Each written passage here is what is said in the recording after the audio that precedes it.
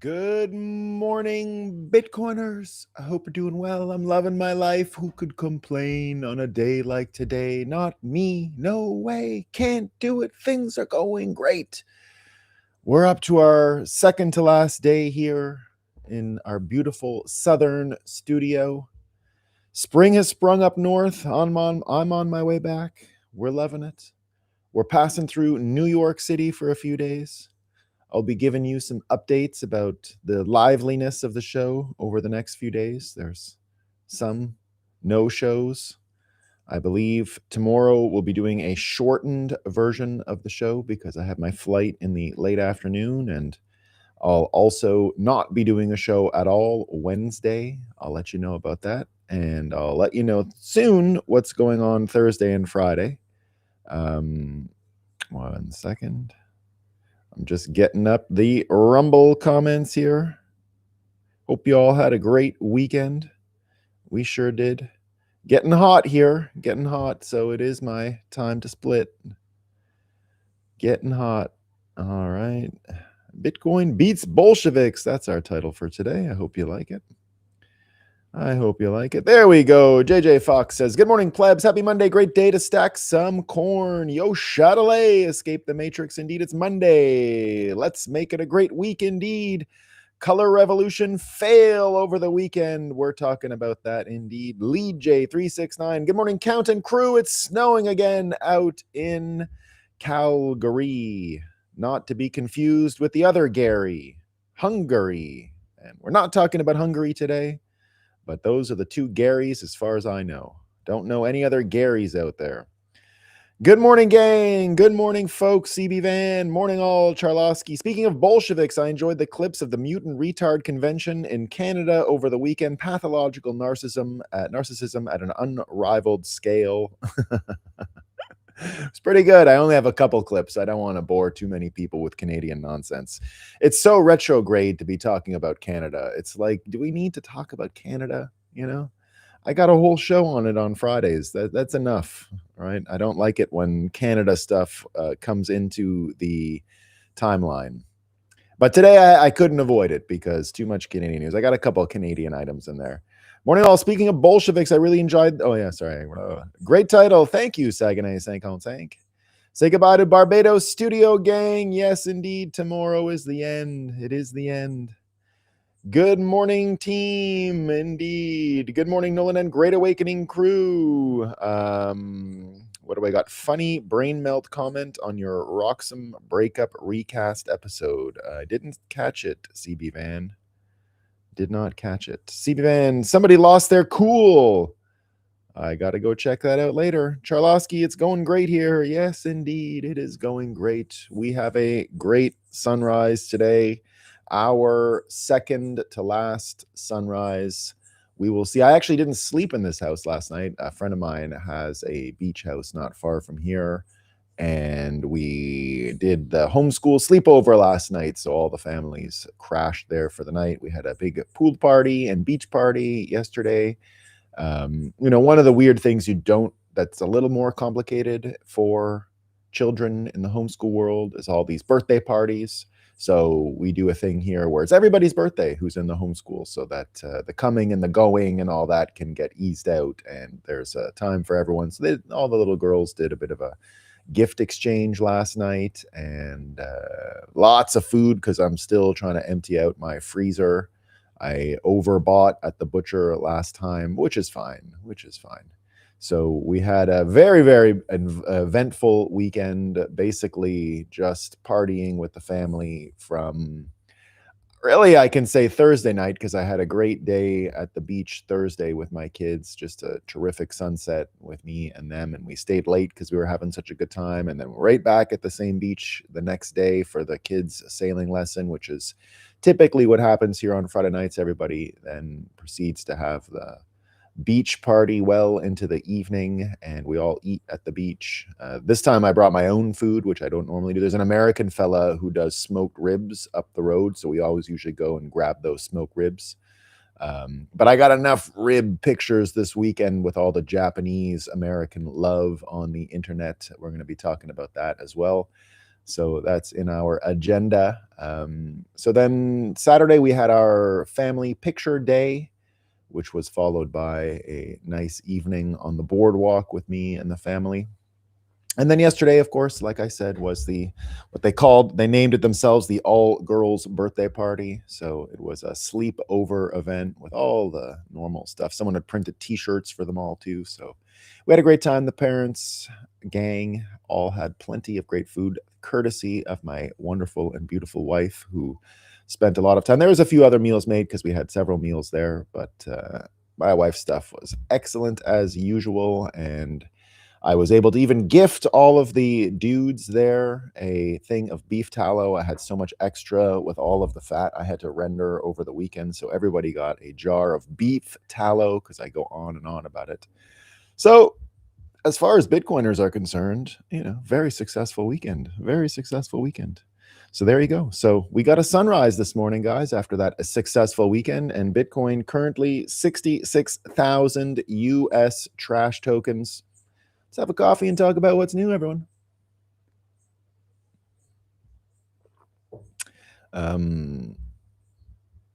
Great day at Cornerstone Saturday. Tom Longo was in fine form. Neil Oliver was a nice surprise as well. There you go. I call them the get dim shits over with party. Yeah, exactly. I like the Japanese invasion Ago for the first hour. Cheers. Yeah, pretty fun stuff. Okay, let's get started. Not to be confused with the hit song by the Black Eyed Peas, which everyone is reminding everyone else that it existed. I got to do that the other day. Someone was saying, this retarded is not back. And I said, you in your own life listen to that song. And they were like, oh yeah, now I remember. All right. So first up today in our fake news, guys, you're going to like this one. I know we have a lot of dog lovers here on the channel, all you dog lovers, but I got to tell you, there's some people questioning about less dogs. The BBC has a whole piece on it today. Let's hear what they have to say about the dogs, guys. Are we all becoming too dog-friendly? From coffee shops, restaurants, and retailers like IKEA, Zara, and John Lewis, dog-friendly spaces are becoming easy to come by. There are 13.5 million pet dogs in the UK, and 36% of households own at least one dog. But people who are allergic to dogs or afraid of them say that the rise of these dog-friendly spaces is a concern. One woman with the extreme fear of dogs told the BBC that she feels trapped and only goes out on special occasions due to the lack of dog-free zones. She's one of the many seeking support in online groups who offer advice on how to avoid them. But a coffee shop owner whose brand is underpinned by the dogs says that they're part of the family. What do you think? Has it all gone a bit too far?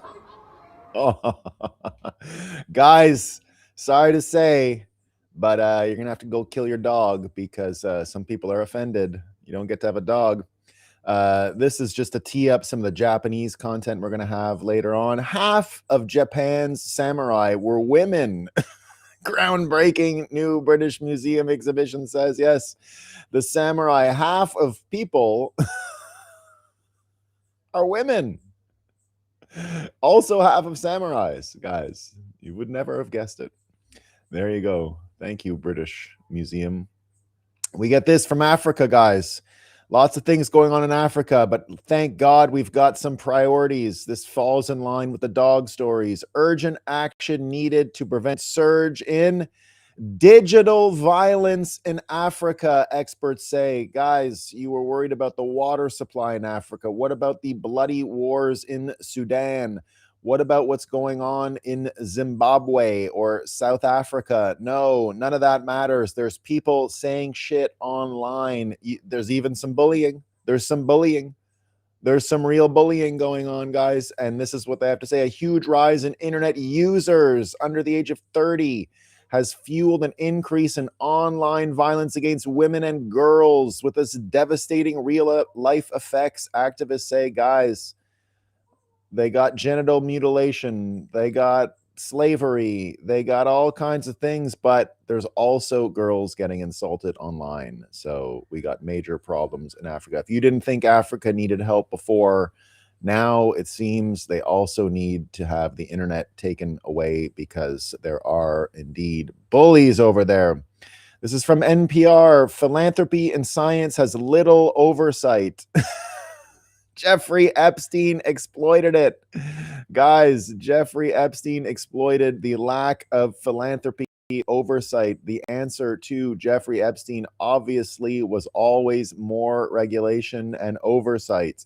It's all we needed. That would have stopped anything like a Jeffrey Epstein before, guys. I don't want to accept these cookies, but why can't I read it? Doesn't matter. Record-breaking March heat wave intensified by climate change. It continues to shatter records across the United States, guys. It's so hot in the United States. March heat wave, mega problems. You're not going to believe it. Warmest ever. Everyone's going to die. Unreal. We get this double danger, guys. You thought the weather might be getting a little more predictable. Wrong. Climate change, El Nino push Earth. Guys, Earth is being pushed beyond its limits. A long-term warming trend is set to meet a short-term global heat up, which could bring unprecedented heat into 2027, guys. Beyond its limits. The limit's over. Now, I know on this channel we've argued because we got a lot of Wisconsinites here, and we've been talking about maple syrup for a little while, at least since last year. I think maybe even for 2 years now.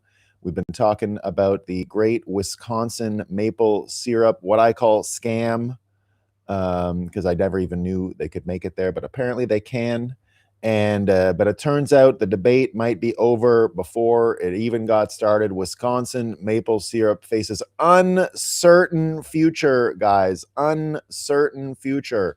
If you're making maple syrup in Wisconsin today and it's too warm, realize, soak it all in. This is your last chance. No more maple syrup in Wisconsin.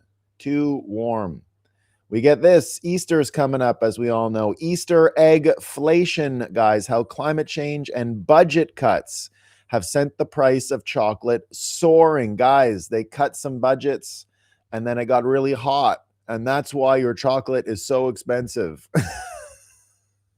It's the budget cuts. Guys, they cut budgets. The budget got cut.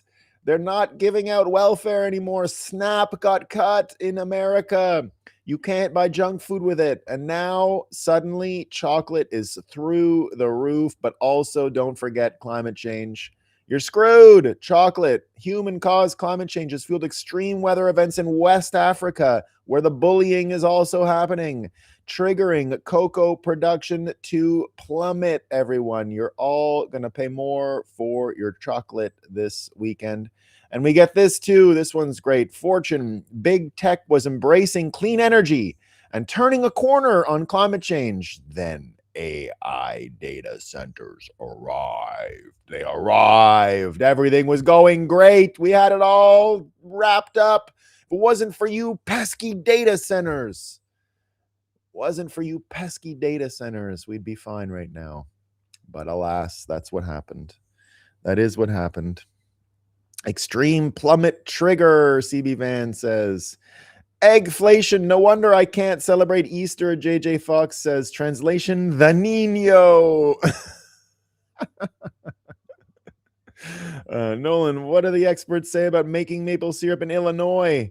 Will it also be affected by Wisconsin due to the weather? Jack 2K, Illinois is also screwed. I don't know. I'm going to go out on a limb. It's too far south, too hot. You're going to lose your maple syrup production in Illinois. Illinois can't do it. Maple syrup. It's all over. All right. That is our NPC news for the day. I hope you liked it. I hope you liked it. All right. So let's do our not. Oh, no, I got one more. This one's great. Sorry, I didn't realize I had one more. This one's really good. This is from the Washington Post. All right, ready? Iran images appear to show landmines scattered by U.S. forces, a first in decades. This is what they think happened here, according to the Washington Post, guys. Images show what experts say are U.S. landmines dispersed across a residential area in southern Iran. Human rights groups have long called to ban landmines because of their propensity to harm or kill civilians, often years after conflicts have ended. So the Washington Post here took a picture, and what they've now inferred is happening is that the Americans are loading landmines into their airplanes, and then they're dropping landmines from their airplanes. Yeah. But someone took a picture. They got a picture. It's proof. There's landmines, maybe. So it's all, and who sent the picture? Nobody knows. Doesn't matter. That's what you need to know, guys. That is what is going on here. We have a quick comment. Oh, no, we don't have a quick comment about it. But that is what we know now about the landmines in residential area in southern Iran. America is actually dropping landmines out of airplanes. Who put them there? It's a real story. It's a real story. Okay, that's what we got for landmines. So that's the end of our NPC news. Unsubstantiated sources. Hold on, what is going on here? I gotta drop a couple pages here.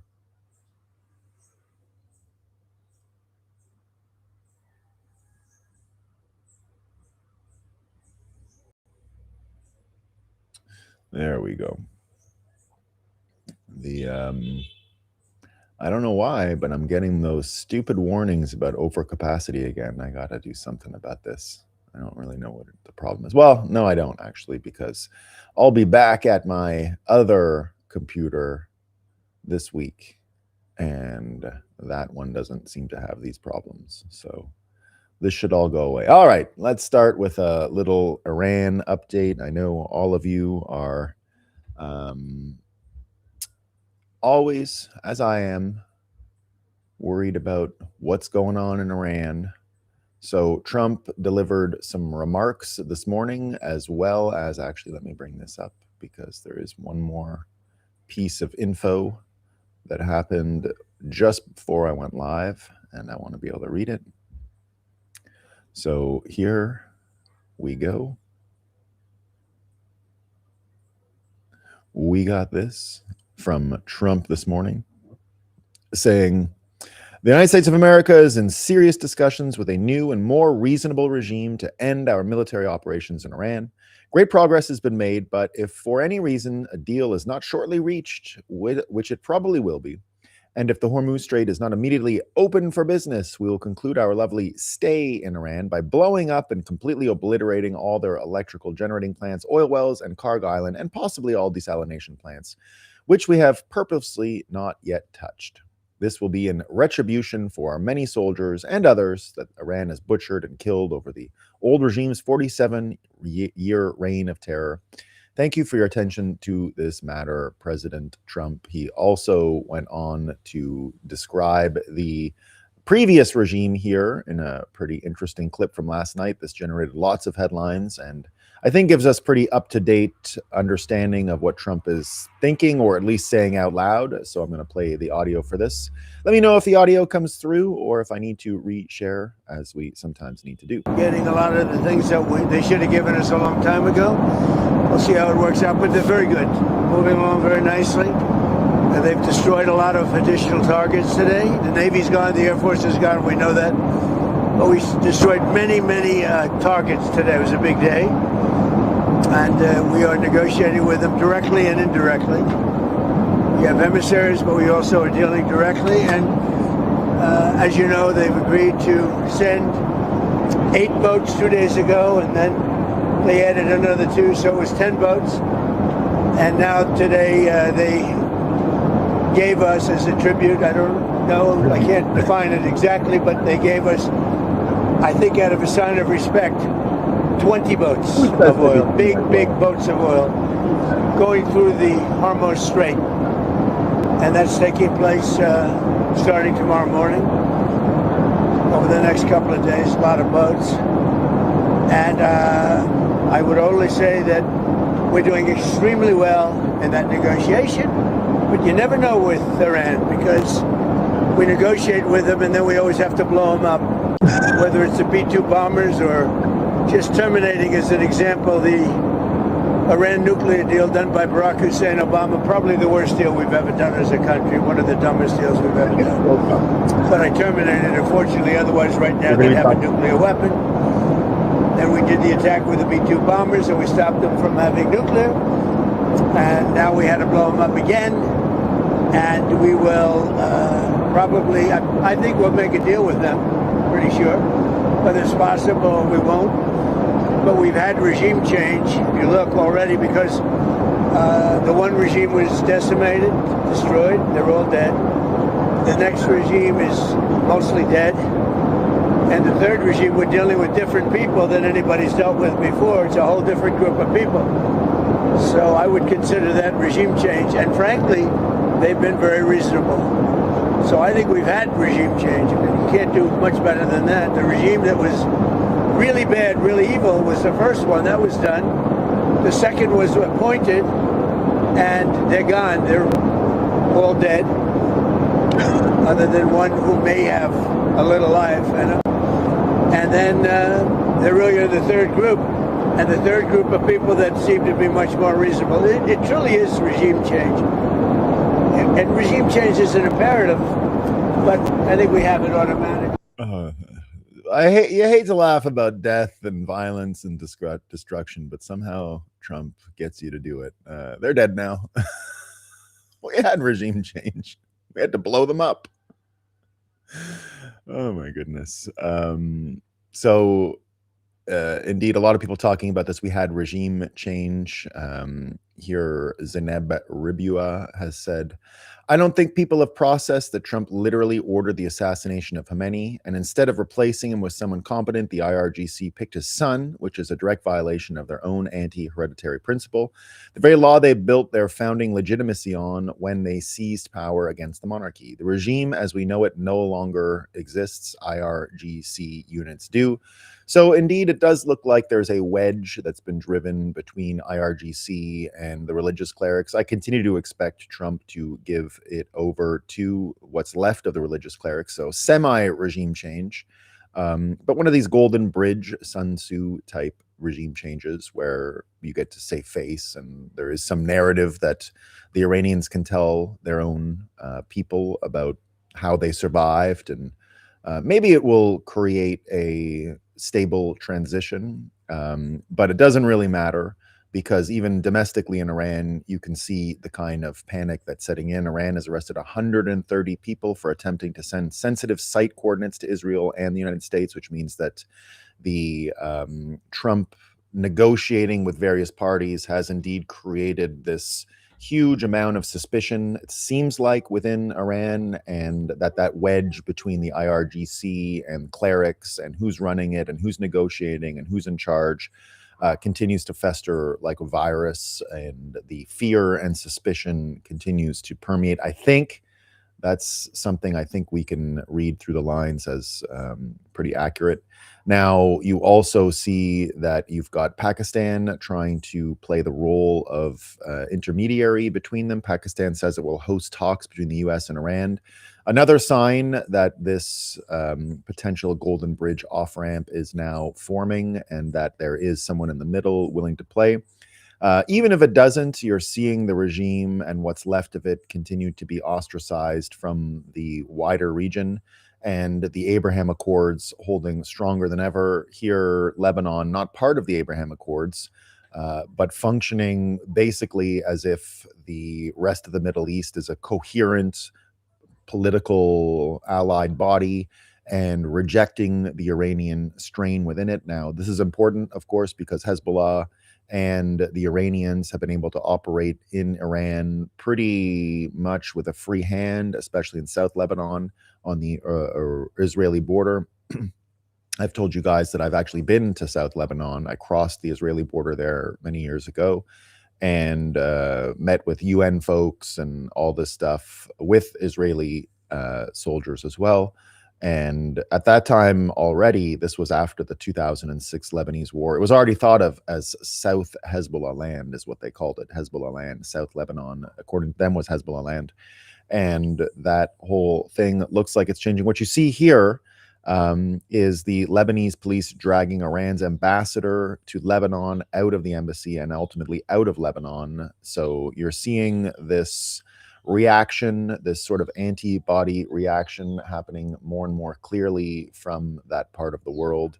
And this looks like a pretty important change of events that we've been tracking, how this whole Abraham Accords Middle Eastern coalition is working. Here's another sign of just how powerful this coalition is. You see one of the major leaders of this coalition, the UAE, seizing 530 billion US trash tokens in Iranian assets, revoking all residency permits, including golden visas, despite promises of 99-year residency. But it looks like the Gulf Coast and the entire wider Middle East region isolating Iran now, and they're running out of allies. Now, again, it's always an issue to get honest reporting on the ground. There were a few dead bodies in UAE, civilian dead bodies over the past few days. An Iranian attack hit in Abu Dhabi. And, you know, it's not always easy to understand. It looks like Israel is still getting hit pretty hard. No more cluster bombs this weekend. But here's a Bitcoiner take, and I always remind you why it's important that Bitcoin is also a P2P information network. Not that you should be automatically trusting a Bitcoiners by any means, no, but that we can form these P2P information networks helps us cut through the noise quite a bit. And so here's one from Stefan Lavera, a Bitcoiner all of us know, one I've spent lots of time with in my life, both in the Middle East as well as in Hong Kong. I had him there at the Roxham party night we held at the Ritz-Carlton last August. And so here he is saying what he's been up to the past couple days. And I just want to share it to give people some context, because this is a peer in our network, and a peer with, I think, a lot of credibility, someone who I definitely find to be credible. Don't think he's lying to you. He could be wrong, but I just don't believe he's lying to anyone or trying to pull the wool over anyone's eyes. So here he says, I've been getting a lot of messages of concern, so I just wanted to say thanks, and that my family is doing well here in Dubai. He says, everyday life here is mostly normal. We went out for a nice brunch yesterday at Banyan Tree in Blue Waters Island, then headed to the mall. It was packed, as you'd expect on a Sunday afternoon. The kids' soft play centers were busy, and overall life felt normal. If you don't know what those are, the soft play centers are kind of like the indoor playgrounds, and they are indeed excellent. My kids are huge fans of indoor playgrounds, so I have an eye for them. And I've noticed a lot of the great ones in the malls that I've been to in UAE, and it's one of the reasons why I've been hankering to bring my children over there so they can enjoy all of those things. And so felt normal. I could probably believe that. The main differences right now are that occasionally you hear missile intercepts in the distance, and the kids have been doing distance learning instead of in-person school. Wouldn't make a difference to me. We homeschool anyway. During the recent heavy rain and strong winds, some roads did flood and delivery services were temporarily slow or offline, but the Dubai government and municipality teams acted fast, pumping out the water and getting things back to normal very quickly. It's also worth noting that there are propagandists out there massively exaggerating claims about Dubai and the UAE, spreading fake AI videos and fake news. Best to stick to official sources for accurate information.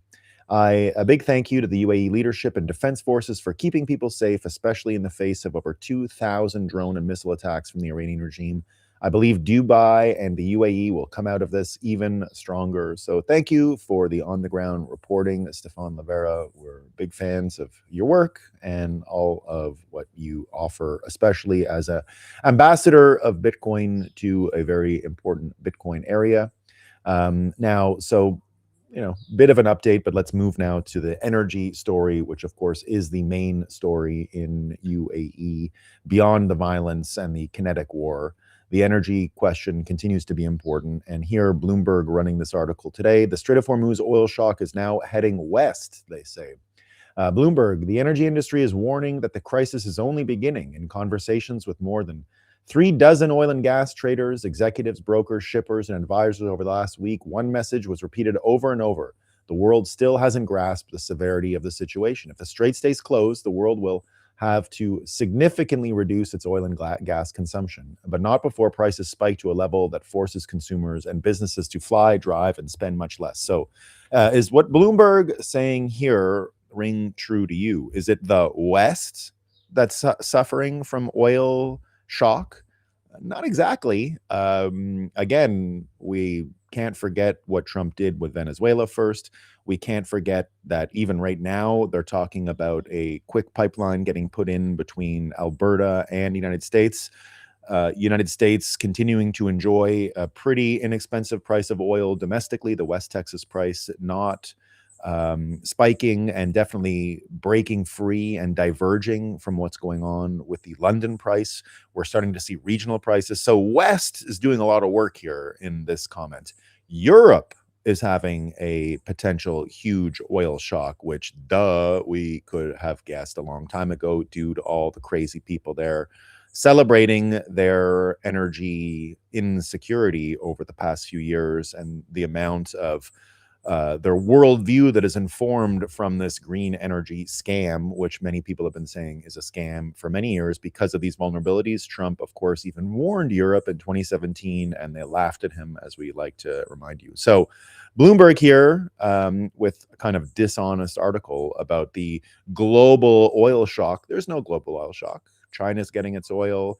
The places that bought into this on-demand oil delivery system through the Strait of Hormuz and that the United States would continue to police the entire global flow of oil on the seas, those people are in for a shock. But it's hardly the West. If you exclude America from the West, then yeah, but you can't really do that in this case. So we've been covering this whole angle from the energy point of view for a while, and it's becoming more and more obvious that that is the actual story. Does this happen? 1 second. I have the videos.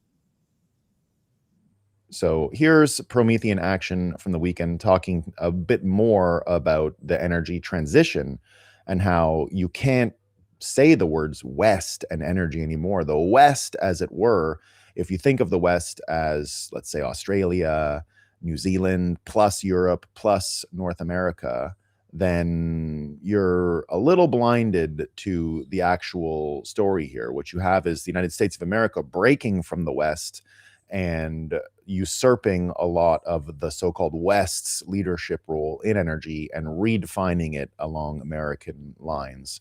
And here, Promethean Action gets to the heart of this in their latest video. The media completely missed this week. While the G7 was negotiating its toothless post-war cleanup role, Scott Bessent was sitting in the cabinet meeting Thursday, describing what the United States has already done. Listen carefully. We've taken actions to ensure oil supplies stranded at sea are made available to the global market. Your bold actions like the Development Finance Corporation's Maritime Reinsurance Program in conjunction with Central Command will soon provide shippers through the Gulf region with a level of security we had never seen before. Lloyd's of London, the 300-year-old institution at the heart of the City of London's control of global maritime trade, has been replaced. Not threatened, not competed with, replaced. The United States Development Finance Corporation, working directly with the U.S. military's Central Command, will become the insurer of record for shipping through the Gulf. The empire's financial weapon, control of insurance, control of risk, control of who gets to trade and on what terms, control of prices, has been taken out of London's hands. And then Friday, Trump made that official with a single joke at the Saudi forum that was not a joke at all. Let's listen. We're negotiating now, and it'd be great if we could do something, but they have to open it up. They have to open up the Strait of Hormuz. The Strait of Trump. Let that sink in. He's not just taking military control of the most critical energy choke point on the planet, he is renaming it.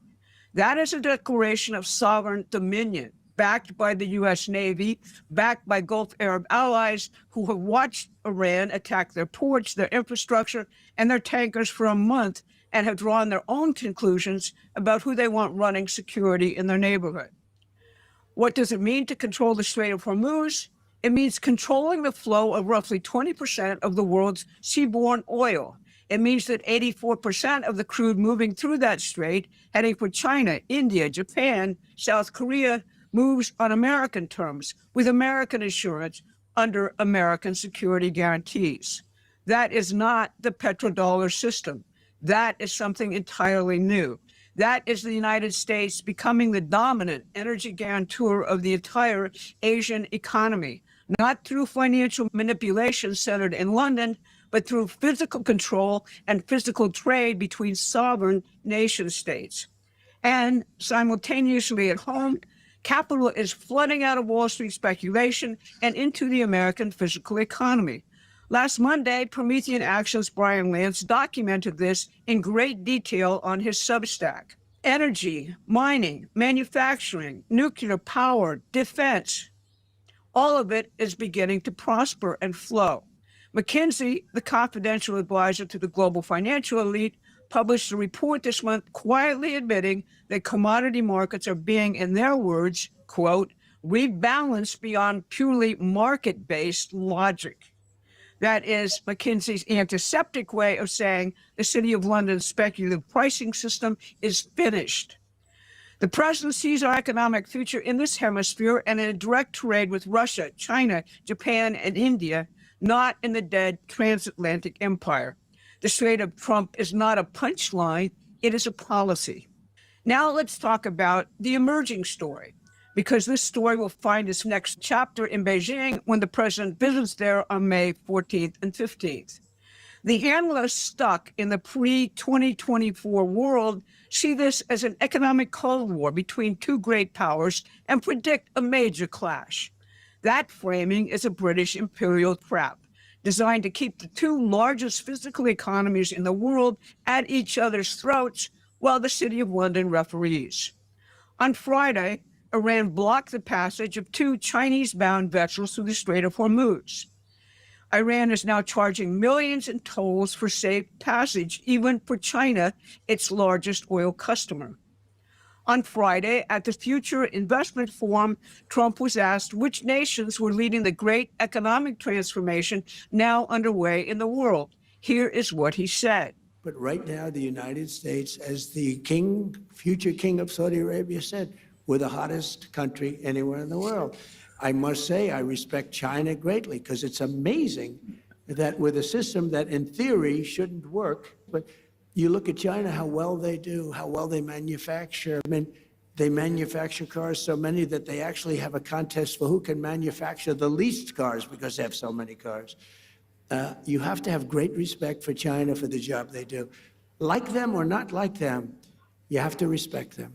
The United States and China, two industrial and manufacturing superpowers with something big in common.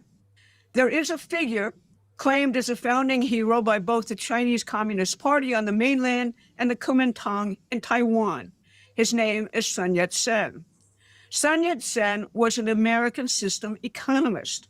His 1922 work, The Industrial Development of China, called explicitly for massive state-assisted industrial investment modeled on the American system, the tradition of Hamilton, of Lincoln, of Henry Carey.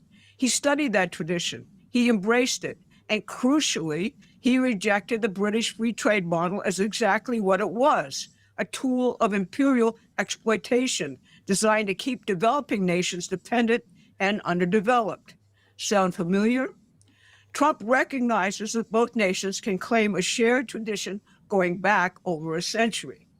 The British imperial system spent 150 years trying to keep America and China from recognizing this common ground.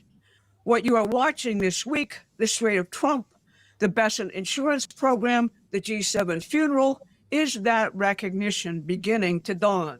Donald Trump told the Saudi investment form that America is not bound by old rules, that we invent the future by gathering the best minds and talents and letting them create. That's what all the analysts keep missing because they are trapped in the past. They're pessimists, and most of them lack the creativity the president is exercising. They keep analyzing the present as if it were Bush, the Iraq War, and the reign of Dick Cheney and the neocons, or similar constructs. It's not that. It's something entirely new, which rescued our republic from what we now see in the UK and Europe, the dying and still dangerous outbursts of a failed empire. The clock is now ticking on the midterms, and we have a very...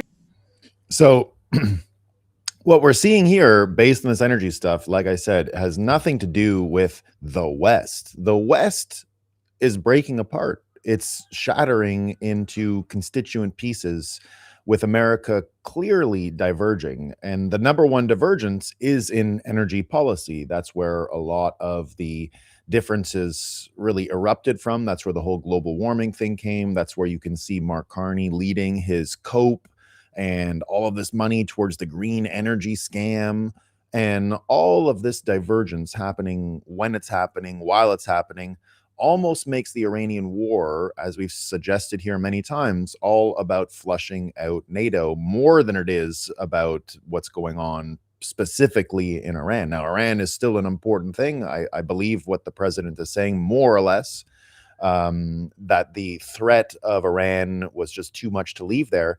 Now, the reason I believe it's too much to leave there is because once Trump gets control of the Federal Reserve, when we get to May, if that even happens, no, let me take this off. If that even happens when Trump gets control of the Federal Reserve in May, he's got one last chance to print this money and make it work towards this energy abundance platform. If it fails, if the economic rails come off because of something like an oil embargo or oil crisis would have happened that wasn't precipitated by the Americans, if it just showed up in the summertime, then that would have absolutely hobbled Trump's chances of this once-in-a-lifetime pivot of the economy that he's got to do. So it would just make the whole thing a lot messier. And so that's why I continue to think that it's about clearing the deck before Trump takes control of the American Federal Reserve and pushes this new American system, which I've been saying is the principal goal of this administration since the very beginning of this administration, which I said to you many times when inauguration was happening, and I said it at PubKey, and I said it again and again and again. And when Arthur Hayes reiterated with his article about the BBC and the Cuck chair for Powell, that frame continues to hold that everything is about that subordination and what can come after that. And any ability of this oil pricing regime to continue to stay, especially the futures market, especially with the insurance coming out of London and these old allies, then we just wouldn't be able to do this because it would change anything. So going back to the frame we've been using as well, that we're seeing the end of the World War II consensus, which is where this idea of the West really formulated. Remember, before World War I, when all of this stuff happened, right? World War I, no one thought America and the UK were allies. They were never allies. That never happened. It was a big surprise to the world when America came to help the UK. Many in the world, if it was still Teddy Roosevelt's America, don't forget, America is a revolutionary country. It went against the colonial model. That's what it was known for. It was known as the greatest example of shrugging off the imperial model. And so when World War I happens and America actually comes to help the UK, this was seen as a surprising development. This was not, there was no such thing as like Anglosphere. They didn't have an Anglosphere. No one cared about the Anglosphere. It was people running away from the empire in the UK, coming as starving refugees to America. The Irish and all these folks, they weren't like, oh, our allies back in the UK. There was nothing like that. America's history with the UK had only been a militant one and a hostile one. There was no friendship. Everybody in America during the Civil War knew that the UK was stoking the fire. Everybody knew that. This was not some hidden fact of global order. Everybody understood in that era that the UK was creating mischief in America. They were supporting the South. It was known to everyone when the Confederates invaded the northern states from Canada that there was mischief from the UK that was getting brewed up, and it was creating this hostile environment that led to America's deadliest conflict in its history. So this had been going on for a while. So when America actually became allied with the imperial forces during World War I, this surprised everyone. And it's why I've always used this dichotomy to describe America, that America is both once a revolutionary force and an imperial power. It's both simultaneously.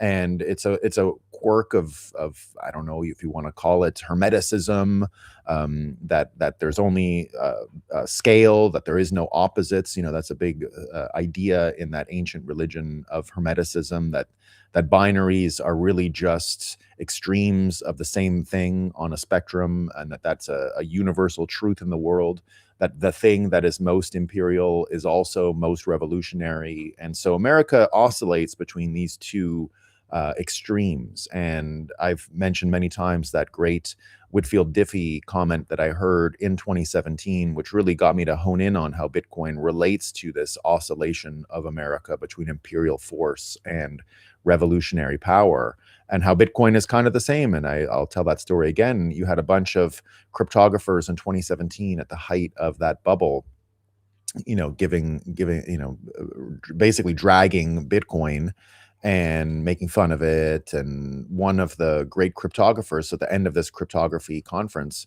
they have all of the original cryptographic primitive inventors like Whitfield Diffie, who invented public key cryptography, and Shamir and Rivest and all these guys. And they're all kind of laughing about Bitcoin and saying, well, if these guys can choose whether they want to be a gold standard, then they can do that. If they want to be a cypherpunk, then they can do that. And so they're going on about this have to choose, that Bitcoiners had to choose if they want to upend Wall Street or if they want to upend secrecy and cryptography, but they can't be both. And Whitfield Diffie stopped him and said, wait a minute. First of all, he gave a funny endorsement of Trump before anyone was interested in endorsing Trump. That's before he defended Bitcoin. He endorsed Trump and said, I just want you guys to know that, you know, you can read below the fold of the newspapers. And he says, I don't care what anyone says, Donald Trump will always be my homeboy, he said. And he went on to reiterate that they grew up as neighbors and were actually friends. So weirdly, the guy who invented public key cryptography is Trump's neighbor and childhood friend. Crazy. So he comes out and says that. Then he goes into this spiel about America and says very clearly that America never had to decide whether it wanted to be this imperial power or revolutionary force. It was both simultaneously. And he says to these other cryptographers, let the Bitcoiners cook, because they don't have to choose. They could be both. And so I've never forgotten that statement, and I've never forgotten that framework.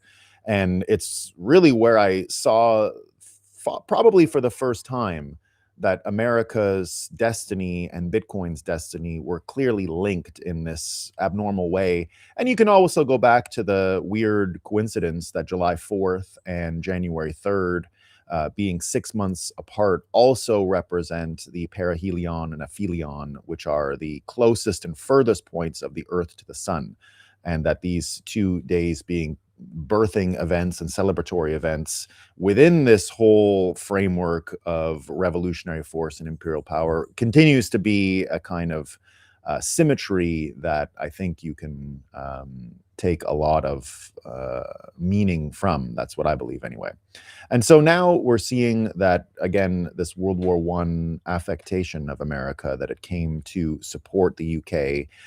We can see, as Bitcoiners and our historical literacy, we can read that in a different way. We can read that the financial incentives that led America to support the UK probably had more to do with the creation of the Federal Reserve and the subordination of America to these UK financial systems. And so we got caught up in this Western financial system of free trade, and that's kind of where it all came from.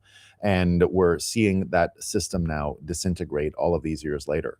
And that concept of the West being held together in this imperial fashion as the great purveyors or the great architects of this global free trade world, and everything that we saw from Barbara Boyd here and what's going on with the City of London.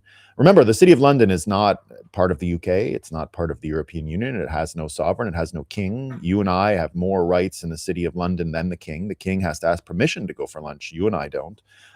That should tell you a lot about what's actually going on in that part of the world.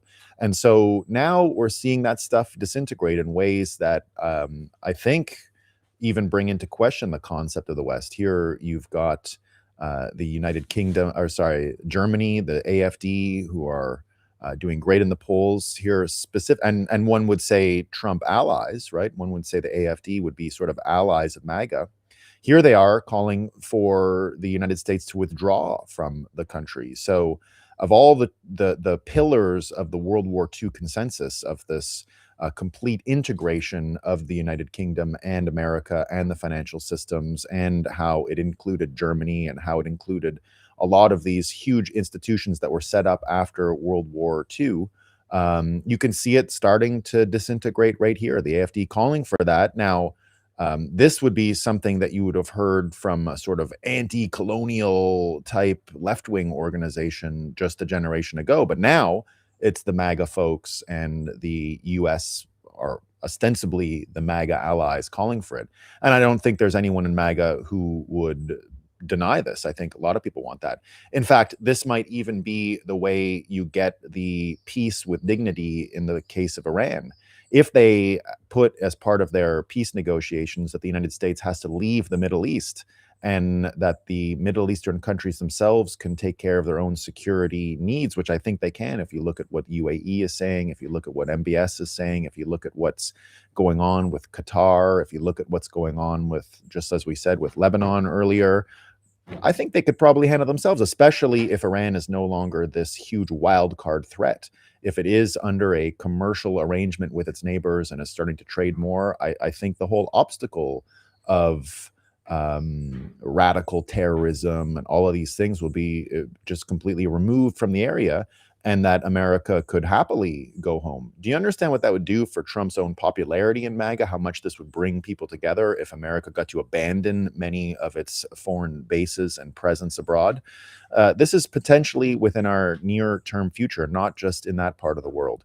And we've been studying, of course, the strategic military framework that the White House published back in December, and it called specifically for America leaving these regions and no longer having a presence there.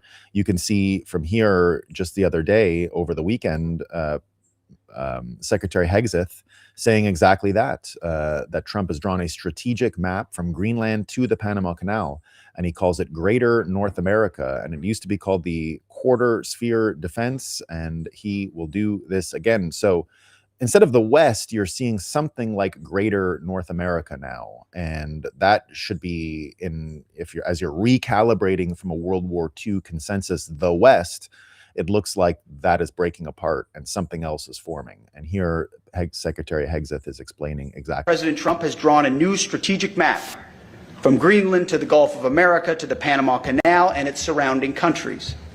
At the Department of War, we call this strategic map the Greater North America. Why?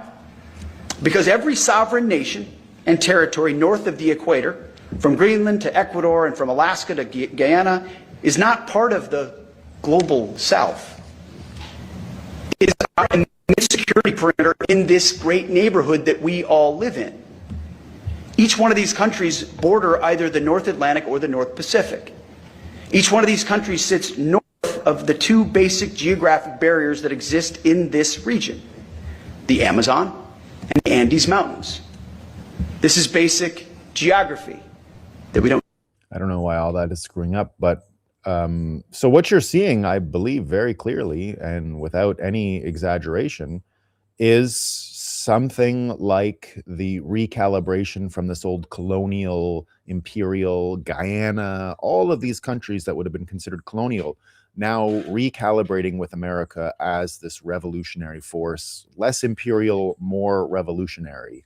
And you're seeing something completely different that we've never seen before, and that is, you can even see it here, the different military posture. Here's Trump doing something that would fit this tone more than anything else he said yesterday. Here he is again on Air Force One last night when he was making these comments about regime change in Iran and how they're already successful and it's going that way. Here's him talking about Putin and oil going to Cuba. Now, just think about what the tone of this conversation says and who allies are and whether or not we're in, it looks like this is this to me says the entire World War II consensus is just thrown out the door and we're in a completely new world. He says in this video clip that if the Russians want to send their oil to Cuba, he doesn't care. What does he care? It doesn't even matter what they pay for it for. It doesn't matter if they use USD. There he goes. So listen to this. There's a report that the U.S. is going to let a Russian oil tanker go to Cuba. Is that true? Well, we have a tanker out there. We don't mind having somebody get a boatload because they have to survive. It wouldn't bother me. That report is true as far as you know? Well, I would say, I told them, if a country wants to send some oil into Cuba right now, I have no problem with it. Do you worry that helps? Whether it's Russia or not, what? Do you worry that helps Vladimir Putin, though? Doesn't help him. He loses one boatload of oil. That's all it is. It's fine. If he wants to do that, and if other countries want to do it, it doesn't bother me much. It's not going to have an impact. Cuba's finished. They have a bad regime. They have very bad and corrupt leadership. And whether or not they get a boat of oil, it's not going to matter. I'd prefer letting it in, whether it's Russia or anybody else, because the people need heat and cooling and all of the other things that you need. Go ahead. There's a report that So this is fundamentally unrecognizable for that old worldview. Here you've got, I think anyway, why this Russian story. So now we see Russia, and just think about what's about to happen over the next couple of weeks. And you can start to see the threads because they come together very clearly. Iran, Russian oil, all of it leads back to, in this case, Obama. And we're starting to see even MBS point out the Iranian problem is really the Obama problem. Here he is, the great king of Saudi Arabia, describing what he sees as the threat. And in this whole video, he says that Obama giving Iran $150 billion, and the IRGC didn't even build a single street with that money. Instead, they made missiles and drones. One second.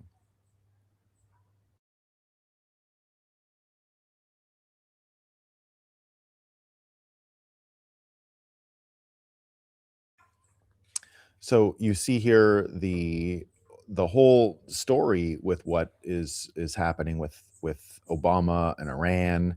And now, of course, we understand that this connection, as I'll show you, to Russia is where most of this conflict that we're seeing today originated. That everything to do with Iran, the money Obama gave them, the fake news story that he ran on Trump coming out of the 2016 election, all of these threads end up tying together and really explain what's going on with Europe and the fractured West and the actual fights going on with energy and the threats that were looming. And here they said, instead of missiles and drones, they used the funds Obama provided to finance and arm terrorists like Hamas, Ansar Allah, and Hezbollah. With these funds, Iran offers safe harbor to the leaders of al-Qaeda, including one of Osama bin Laden's sons, who was indoctrinated into jihadism. Obama is by far the worst man to ever set foot in the Oval Office. The neoliberals like Hillary Clinton, Victoria Nuland, Samantha Power, who ran his administration, did so deliberately in order to keep the region destabilized and to use Iran as a buffer to prevent the Gulf states and Israel from amassing too much prosperity. The Arab Spring, in turn, was their way of creating a refugee crisis that would plunge Europe into financial and social turmoil, the effects of which are plain to see today as they struggle with irreversible demographic change. Chaos is a ladder and peace is bad for the Democrats. It was their way of keeping the Middle East down, and I don't put Democrats here. I'm putting something else there, London City or whatever you want to call it. Democrats have nothing to do with it, in that they're just useful idiots. The neoliberals did the same with Ukraine, and they tried to do it with Kazakhstan, Belarus, Georgia, Slovakia, Hungary, and Poland, and they did so through US aid. Evil, evil stuff. And here, more and more people from that region are figuring this out. Here's Saif Al-Darai saying Barack Obama bears primary responsibility for today's Middle East crisis. Had he not shipped billions of dollars in cash to Iran, they wouldn't have had the funds to build their nuclear, missile, and drone programs, nor to arm Hamas, Hezbollah, and the Houthis. And by enthusiastically backing the Arab Spring, he helped tear apart once stable nations and turn them into chaos-filled, failed states.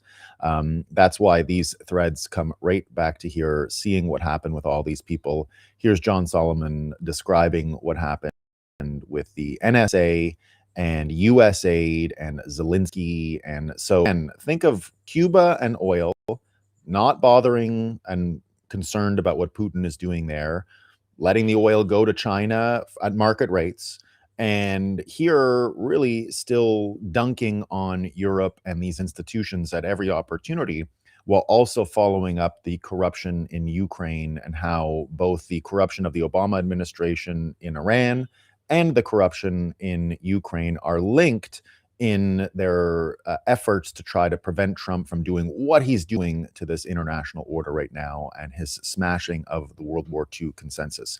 So here's John Solomon describing what was intercepted last week and why it's a big story. The 2022 NSA intercepted communications involving Zelensky, and indeed the $200 million that the Democrats were looking to launder.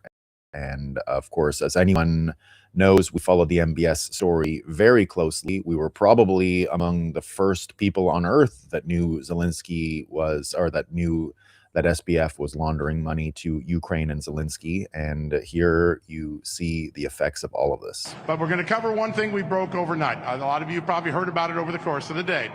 The United States government, the National Security Agency, intercepted conversations of President Zelensky's government in Ukraine in 2022, late 2022, conspiring with federal workers at the USAID to come up with a plan to take $200 million of USAID money. That is your money, folks, taxpayer money, route it through a series of transactions, move it into the United States, and launder it into Joe Biden's 2024 campaign and the Democratic National Committee. We have the intercepts for the first time. Tulsi Gabbard's team was willing to declassify them. There is now an investigation underway, beginning with USAID, to look at who was involved, whether any crimes were committed, and if that is the case, to refer that to the FBI in the next few days. Those declassified documents up at justthenews.com. You can go check about it today. Members of Congress have been clamoring all day to get their hands on the documents. I expect Tulsi Gabbard to make a statement later tonight on where things are evolving in her investigation. But we've gone from the era of weaponization, where the primary tool was using prosecutors and FBI agents to disable Donald Trump and his followers and all the good people around him, to now potentially conspiring with foreign powers to have an impact on our elections. We had the Ukraine stuff this morning, and remember what we told you 3 weeks ago. Proof from the FBI that China sent thousands, tens of thousands of driver's licenses to the United States with fake names to get fake ballots to vote for Joe Biden in the 2020 election. Those aren't my words. Those are the words of the FBI informant in the FBI documents that we made public a few months ago. So China possibly conspiring with Joe Biden and the Democrats, and now possibly Ukraine. 2 investigations underway. So when you add all of this up, when you add the energy troubles, the immigration troubles, the effect that the Obama administration had, and you go back again to when America, World War I, an important time when the Federal Reserve was created. And again, that whole framework that I just offered, the World War II consensus, America and the Western allies and the institutions that were built around all of that, and the theater that was created in the Middle East with Israel, and the destruction of the Ottoman Empire, and the deliberate border lines that were created, and the subversion that was intended from those border lines, and that the conflicts would be perpetual, and the theater of this division and what it meant for framing people's attention. And you can see all of these stories, right? all about preventing Russia and America from ever being an ally. And it reminds us of how Russia was removed from the board in that time. Why America even entered the war to help the UK was because, of course, Russia was kicked out of the alliance because they had their own revolution going on in there. And of course, we can trace Trotskyism and the money that Trotsky brought directly to the city of London, and that the entire Bolshevik revolution had its origins in the same division and the same planning that went into the Civil War in the United States, into World War I, and everything that was created around these times for these fake prisons of two ideas, these binaries that were used to keep people in conflict for years, the global south, and all these other ways that were informed to talk about colonialism in such a way that redirected it towards racism and not really just carpetbaggers trying to rip everybody in the world off. And the same story we saw out of the '08 crisis, the financial crisis, right? That's where the New York Times starts really leaning into racism and setting the ground for George Floyd, which happened just 12 years later. So that whole deliberate frame, it looks more and more deliberate that these efforts were taken. If you go back and you learn about what happened in the Bolshevik Revolution, if you learn about what happened in the Russian Revolution, you can see there was tremendous amounts of disinformation, tremendous amounts of brainwashing going on. And now we can see that it was a deliberate, theatrical framework that was used, and even the White Russians always believing there was someone who's going to help them. And of course, that never came. And here you can see Glenn Beck came up with a really great framework over the weekend talking about this stuff. And I will play it for you because we can feel this. So he, in this video, goes around some of the eschatology around the end of the world, where the Schofield Bible comes from, where the Israeli eschatological frameworks come from, where a lot of the American eschatological end of the world frameworks come from. So here you can see from what Glenn Beck is talking about, something he's sensing. And it's that same, we talk about it in terms of fog of war. We talk about it in terms of what's going on with the situation. And like I just said, the Russian Revolution 100 and something years ago, all of it has a very similar feel, a very similar vibe. And Glenn Beck talks about it here. He also goes on to describe what we can do about it. And I think it is a great message for this day, and one that I'll use to talk about some of our next stuff and how we're going to get out of this trouble. I today want to pass a warning I feel more than compelled to share with you. Time matters right now in a way that is hard to explain with any kind of chart or data. The world is not falling apart randomly. There is a direction to it. And there is... And just like the decline, I believe, was 100% managed, the energy crisis they wanted, the immigration crisis that was needed, all of these things are starting to be much clearer to us. And here, this managed decline in the time we're living in and what's going on, I think, reflecting that. Awareness beyond what we can see. I feel compelled to tell you, none of this is a surprise to God. None of this is catching him off guard. None of this is outside of his view, and neither are you. I believe deeply that people are being called quietly, individually, across different faiths, countries, different lives, not all with the same words, but with the same pull. You might feel it yourself, a pull to get closer to him, to simplify, to spit yourself out of the system, to return to the basics of how we are supposed to live. And I don't mean go live in a log cabin. I mean the way you're supposed to live in your own home. Because the times ahead are not going to be easy. There is going to be confusion. If you think you're confused now, you haven't seen anything. And there are going to be voices, loud, convincing voices that will try to pull you off course. And some will sound really righteous. Some you will agree, listen to everything, but mainly listen to him. Some will sound like they're right for a while. 1% off course is going to make a big difference. They will sound urgent, and they will sound like they have all the answers. They don't. I don't.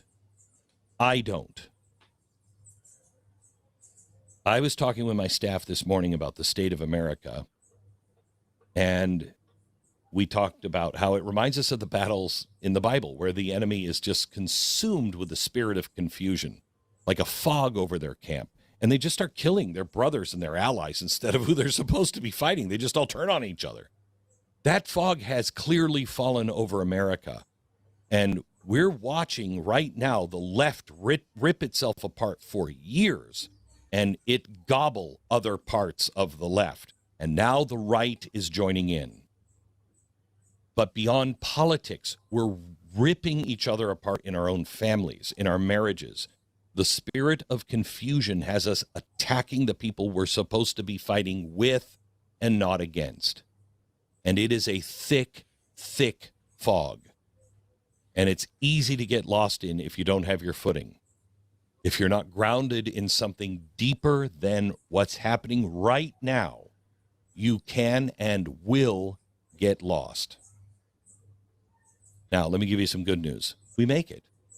We make it. It's going to be fascinating to see how God solves all this, but we make it.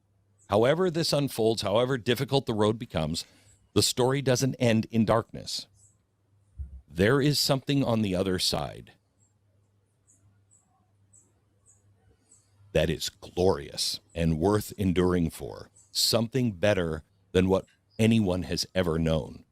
But getting there requires preparation, not just in what you store or plan, but in who you are.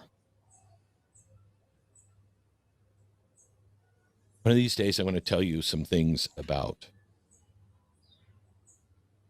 I always know when trouble is coming because I come under attack. My family is under attack now like it's never been. I mean, it's been bad in other times, and it's playing on me. You have to get these things cleared up. Your family matters, your faith matters, your daily choices matter more than any headline. I told my wife yesterday we have to double our work on feeding the hungry. We have to double our work on telling the truth, leaving your sins, loving your children fiercely, like they're the only thing that matters. Honor your vows. Pray like heaven is real. Read the ancient words again. Stand down from hatred. Step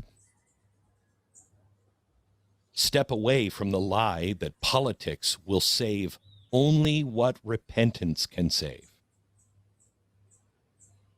And you know what? I hope I'm wrong. And, if this is not the beginning of some grand chapter, those are still the right things to do. We all need to live our life as if, the life that we live as if the Messiah is near is the life we should live even if he's not. So don't get distracted. Don't chase every new voice. Don't trust any voice, including mine. Trust the still small voice. Don't dismiss it, ever. Do it. Do what he tells you to do, and you know the difference between yours and his, it's usually something you don't want to do. Then do it. But time is short. Strengthen your relationship in God in whatever way you understand. So I'm glad, he started alluding to time. He ended alluding to time. Time is short this time. Don't forget, time is money. It's 100% money, and it always has been. And we really are at the end of one time. We're at the end of one type of money. And something new has started. And it's no coincidence that on the very same weekend, we're feeling all of this. We're feeling the end of something, the beginning of something. It's no surprise that you get this article from NBC News, God and Bitcoin, why some Christians are going all in on cryptocurrency. And it comes back to what we've known in the Bitcoin P2P information environment forever. Bitcoin changes you. Everything Glenn Beck just said there, everything he said about family, everything he said about being a good peer in the network, being a good father, being a good mother. Whenever people come up to me and on Barbados, anywhere I go, what do I do about my kids, about education, about plans for the future? I keep telling them that's why I wrote the fiat guide, or the guide to the fiat apocalypse, was because I could see the end of this time. And what does it mean? It means that the old jobs are the new jobs, that the old archetypes, mother, father. Do you know that all of our problems in life would be solved if the job of mother was done better? If we had more of them, we wouldn't have any of these troubles in the world. I mean, literally none of them. If the job of brother, of father, of sister, of husband, of wife, that's why I wrote the entire thing the way I wrote it. It's why I tell everyone that the old jobs are the new jobs, and that what are people going to do?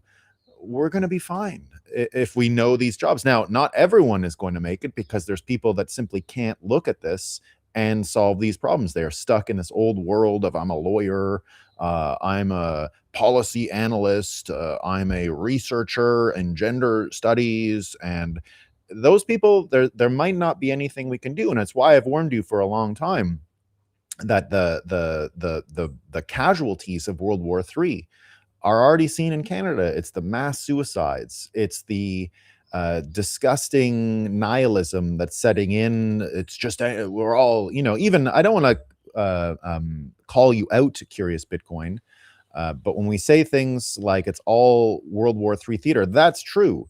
But it isn't so simple as everyone's trying to get rich. Not in dollars.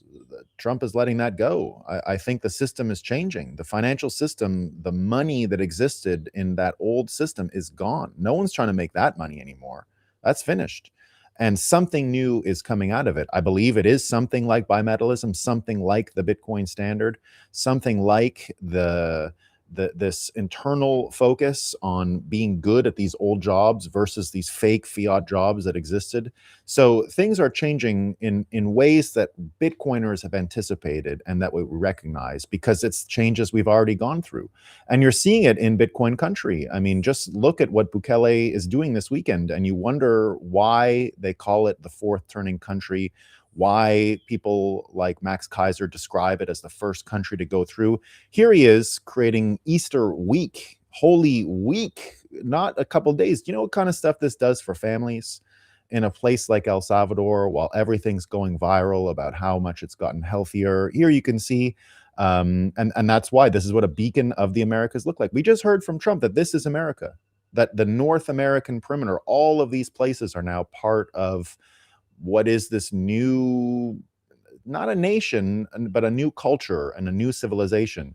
And here he's given everyone a week-long vacation to celebrate Easter. Not a day, nothing like that. Here's what Easter in El Salvador looks like. And it's a full week of festivities. This is a lot like what the medieval world used to do, which is what I think we're headed back to, where these old jobs were important. This is a type of feudalism. It's a type of rearrangement of this order. Here's someone from Guatemala in tears talking about what happened in El Salvador, and here talking about what is possible and how it could be done. And here you can again see, because Sightbringer wrote a piece on it, even retweeted by Bukele himself. Here, the Geiger Capital, the reason many of our leaders hate people like Bukele in El Salvador is because he was quickly proven that the crime of societal decline are not inevitable or beyond control. It's a choice. That's what I've been telling you for a long time. The Obama green energy thing, all of this was a total and complete choice that people made. And here you can see from what Sightbringer is saying, Bukele is hated by a lot of elites because he proved that large parts of social collapse were tolerated, not unavoidable. He destroyed the professional alibi. He showed that if a state decides order matters more than procedural vanity, activist status games, and bureaucratic self-protection, It can reassert control very fast.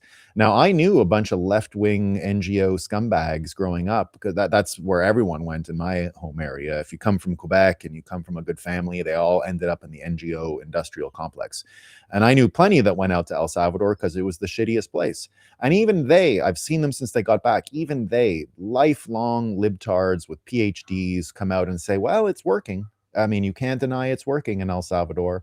Even they've woken up to the effectiveness of this. And even this observation they had shows them just how much of this was chosen. A huge amount of modern leadership culture is built around managed helplessness. Crime is complex. Disorder is systemic. Decline is multi-factor. Public misery gets translated into language that removes agency from people in charge. Bukele broke the machine. He made the issue embarrassingly concrete. Use power, back the police, crush gang control, reclaim territory, restore fear of the state. Suddenly, the old excuses sound fake. This is why he is hated. The hatred is so intense. He did not just change El Salvador, he exposed a ruling class preference. When he came to America and gave a speech on the Tucker Carlson show years ago, he said exactly that. This was a choice. People made this choice. And here he proved that state weakness in many places was a choice. He proved that restoring order requires concentrated coercive power and a leader willing to absorb elitist disgust. And here you can see that it's happened. There's even better news out there. I mean, just look at what's going on here. The schools, one of the most impressive things happening in El Salvador right now is that they're literally renovating or building 2 new schools every day. Bukele launched this last year, and they're all learning about Bitcoin in these schools. So you're seeing that Bitcoin has an effect on individuals. It has an effect on nation states. It has all of these powerful effects. And just indeed, as Cal Casa says, tough times will breed tough men and strong families. And that's what's happening to a lot of the Bitcoin families, right? Old jobs are the new jobs indeed. And, you know, schools going in, and, you know, these contrast pictures are just going wild here. Between this and that, you're seeing the same place of what it looked like when it was a third world shithole compared to now. Now, you know, I'm not the biggest Starbucks fan, but I like Starbucks. I don't mind Starbucks at all. So it's one of those things. And there's never been a better example of this managed decline and the end of the World War II consensus. When you look at this and you look at what institutions have been rejected in El Salvador, and you look at what's happening on the streets of America this week with the No Kings, right? This is what you got to watch out for. These people probably can't be helped. If you're walking around with a communist flag in 2026, you're 2 stages away from MAID. You're 2 stages away from going to get a needle because you can't handle what is happening around you, because it doesn't fit your worldview and it gives you such bad cognitive dissonance. And that's what I've been trying to tell you for the longest time. The true casualties of World War III are going to be the suicides and the nihilists and the people who just can't go forward. And they're never going to change their minds, some of these people. They're irredeemable. And if it would just be for their ego and all that, they'd be fine. If it would just be for maybe even reading the Bible, they'd be fine. But they've chosen to put their faith in a completely fake and projected system. They've put it in what was a psyop 100 and something years ago. Communism was fake from the start. It was never real. It was never organic. It's always been these same scumbags who paid for this event this weekend. It's the same forces. It's the same people walking around now in New York City with communist flags. And again, you can tell how messed up the World War II consensus is, because go do that with a Nazi flag and see what happens with you. Yet the Nazis didn't kill nearly as many people as the communists, not even close. This should be as gross as what happened in Charlottesville, which was fake itself, as we all know. But indeed, John Conrad saying you can't control every person who shows up at a protest. Fine, I get it. But how come when a Nazi flag appears at a Trump rally, my feed is flooded with instant condemnations from people on the right? When this death cult shows up at the No Kings protest, mostly crickets. And that was this weekend all across the United States. Communist flags, also these crazy frogs, not the kind of frogs we love. And they're saying it's a disaster for Trump. So indeed, the No Kings had their thing on the weekend.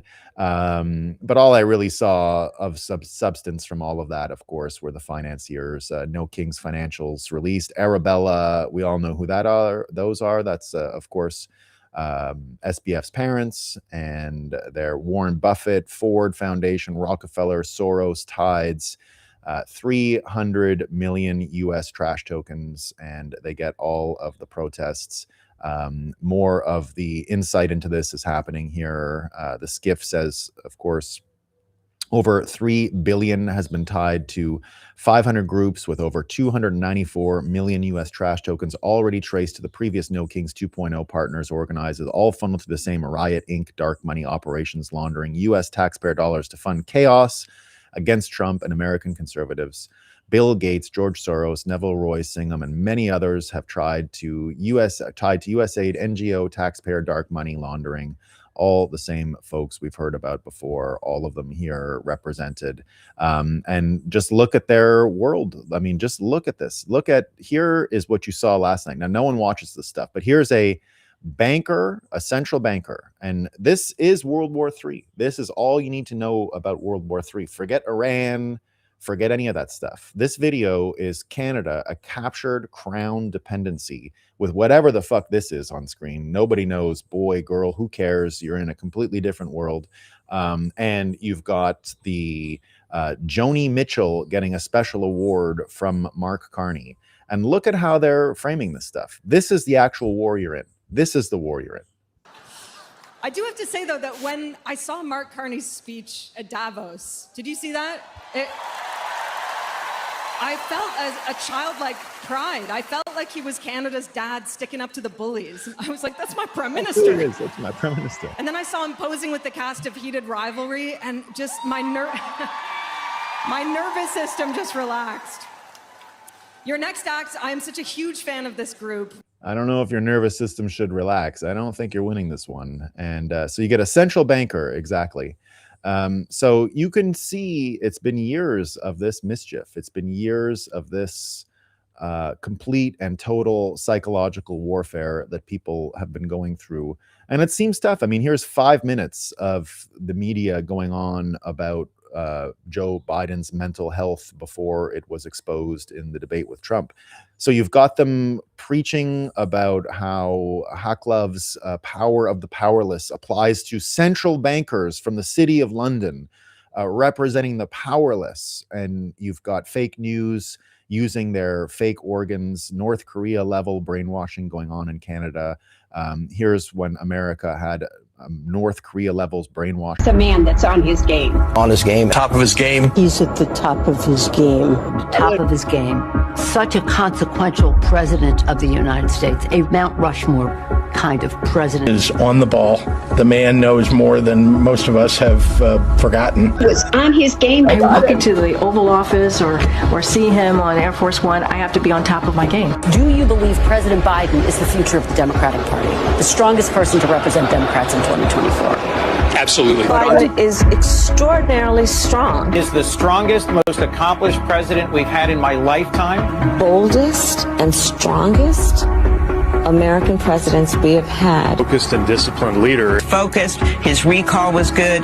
Focused. He's detail-oriented. Fitness, his vigor is beyond question. This message is from your private phone. Boss, as I figured. Fully vigorous and great mental and physical health. Effective and capable president. Fully capable of doing the job. Capable and ready to serve another term. Capable. Seasoned and capable leader. I have seen a lot of 72-year-olds not as capable as this 80-year-old. We have a talented and capable president. Yeah, but I don't think he's capable. I know he's capable. He is capable. A strong and capable president was fully capable of competently leading our nation. President Biden has a photographic memory. Out of my mind that the president is mentally fit for office. But the president's stamina, the president's wisdom, ability to get this done on behalf of the American people against anyone on any day. Clearly, this president is fit to serve. President Biden has proven himself to have a strong memory. Smoking Joe Biden was on fire. Biden is better equipped to do that than Joe Biden. President Biden is absolutely fit. The president is extremely effective. I've met no president like him. Most accomplished president we've had in my lifetime. President, he is fully coherent. He is on top of details. He's definitely in better shape than I am, that's for sure. He's very fit. He works out almost every day. I know that he is ready for this campaign. I have seen how effective he has been up close and personal. We see Joe Biden up close. We know how attuned he is to the issues, how informed he is. And I debate with him about legislation, and not debate, but discuss it with him. He's right there. Absolutely. He has more energy than I do. He works us all under the table. I can say that with certainty. It just goes on. It's the best. It's the best. And it shows you what kind of war we're really in. And it shows you that all of these psyops, all of this spin, all of this was to deliberately hide the kinds of actual policies that were reorganizing the world. And this was really, I think, one of the great things that happened by Joe Biden doing that debate, because it was one of the only times where everyone saw the same thing, where the fog that we see around us that keeps people from having meaningful conversations and being able to interpret a shared reality, that really wasn't the case when it came to Joe Biden's debate failure, because the debate failure was one of those rare instances where we all saw the same thing. And so these videos have that contrasting effect, and it really does underline the kind of psychological warfare we are engaged in. And No Kings was all of that. And luckily, we've got the Japanese here to help us. The PsyOp anime video coming out with really quick takes nowadays on what we see over the weekends, what we see in the news.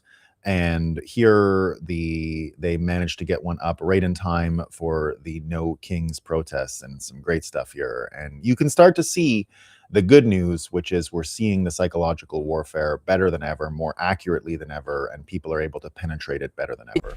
アメリカでは最大規模の失業者の集まりがノーキング EV イベントを開催されています。The time for silence is over. We will not be ignored.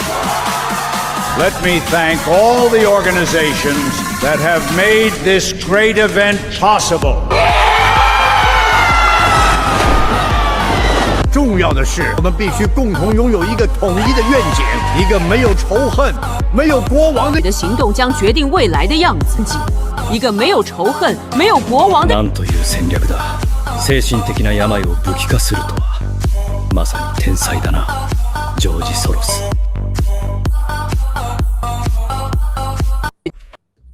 So, and you know, I have two strange predictions that I made over the past couple of years, really strange. And one of them was this prediction about the Wizard of Oz. Remember, I told you probably 2022, so literally 4 years ago, I told you the Wizard of Oz was going to come back into the zeitgeist, primarily because people would be interested in bimetallism. Now we've seen it, right? The Wicked movies came out. They're huge blockbuster successes. The Dome is, the Dome, whatever that thing is in Las Vegas. You can actually, they created a Wizard of Oz version that the apples and things fall from the sky, and the actual theater itself has been tricked out to have a new type of cinematic experience around the Wizard of Oz. And so here's just a funny take that everything we saw this weekend about this, here's a Japanese video, Japan getting involved in American conversations more than ever. I told you that Japan and America and Saudi were the actual alliance and were the most important allies that America has, and they would be the defining coalition of this new era. Satoshi Nakamoto being a Japanese for a principal reason, that the Japanese yen carry trade was fundamental to changing the world, and that Japan was a battlefield, and the petrodollar, and that Saudi Arabia was foundational to changing the economic order in the world. The oil, the Wall Street piece, those are really the battlefields of World War III. That's how you end up getting into the psychological war by controlling those two aspects, energy and Wall Street. Those are the prizes that the psychological war are designed to influence. And those are the ones that if you win the war, which is why we always track the war along those lines. When I call it a psychological and economic war, the economic components are indeed the fiat usage of the yen carry trade for their incredulous public debt, as well as the maintenance of the petrodollar around the world. And you can see these things fracturing in real time. Now, go back to what I said about the Wizard of Oz and everybody talking this weekend because the X algorithm changed, and it brought the Japanese and the Americans into extreme close contact like never before, because Japanese tweets are now being instantly translated, and you're finding this incredible array of friendship around Japan. So I made that prediction about Wizard of Oz. Here's a video describing what the weekend was like on X, with the Japanese reinforcements arriving for this, what is a nihilistic and sort of spiritual plane that we heard from Glenn Beck. And it's amazing stuff. So here's both Wizard of Oz. And then the other prediction I made, of course, was that Japan and the aesthetic of Japan were going to become important for America going forward, and that the America that is coming out of this is not one that looks back to Europe and England and all these places for cultural cues. We're going to be looking to Japan and the society they've built for our own inspiration going forward. So here's just weird predictions that I made that don't really, I just made them. I had a feeling, and they're coming true, and they're pretty obscure ones. So take note when these things happen. This is how people describe the weekend that we experienced with Japan coming into the timeline.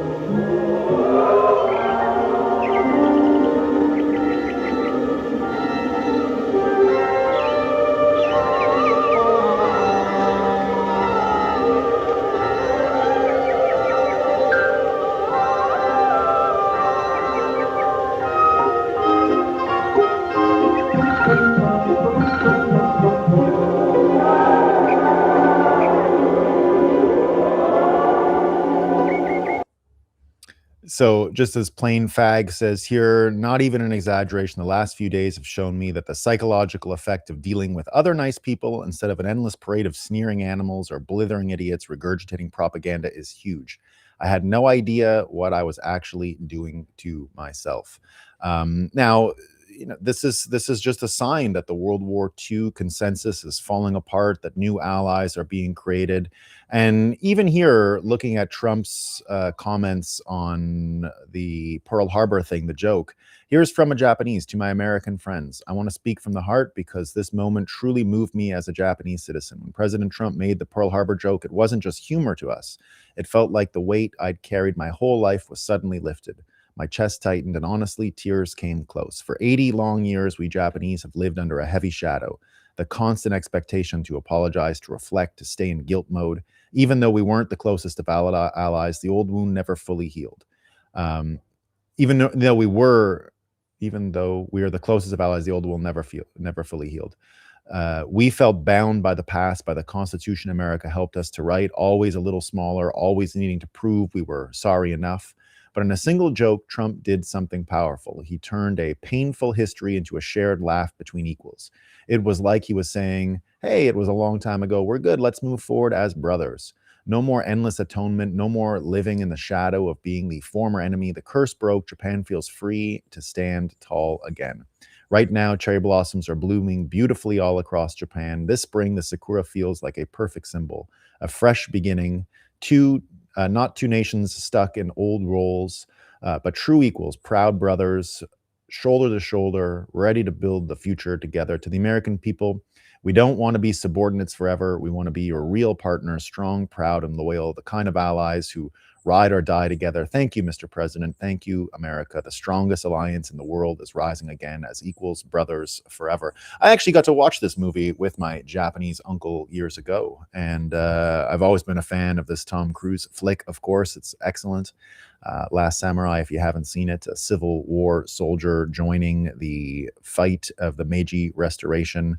And indeed, people all around the world commenting on Japanese Twitter is hitting rural America like crack in LA. Put this right into my veins. And that's one of the interesting things is the Japanese fascination with America has nothing to do with this old World War II consensus about the European institutions. That's why this pivot is so incredible, because the Japanese fascination with Americans is rural America. Here, this video, I think, captures it all. I just thought Americans were idiots, but also geniuses. He went to an air show and saw that a school bus had been fitted with a jet engine. It was so America. And that's why you get all these Japanese enjoying all of these rural American things. I'm holding events in Japan to spread Southern American culture, wild honky-tonk. I want my American friends to know that there are Japanese people like me. Indeed, there are a lot of that in Japan. I enjoyed that part of it. Miss Melissa Chen here talking about it. The best part is that the American that the Japanese people adore the most is the same one that coastal elites call flyover trash. They're not autistically LARPing New York City cynicism or a San Francisco polycule LA wellness culture.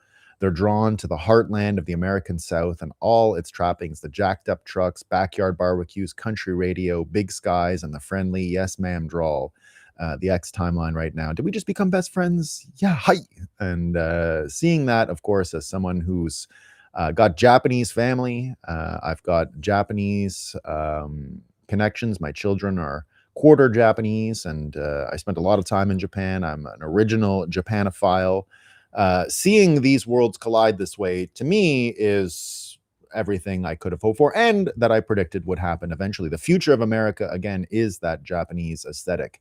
And just as Japanese people preach the Kaizen and all of this, find your path in life, find the Ikigai, the thing that makes you organized, and the vehicle in which you can put all of your energy and attention, has a lot to do with what you heard from Glenn Beck. Focus on your family, focus on your own abilities during this time, not just abilities, your own optimism and your own willingness to build a better world. Things that Bitcoiners have been telling you for a long time fit into the world of Bitcoin.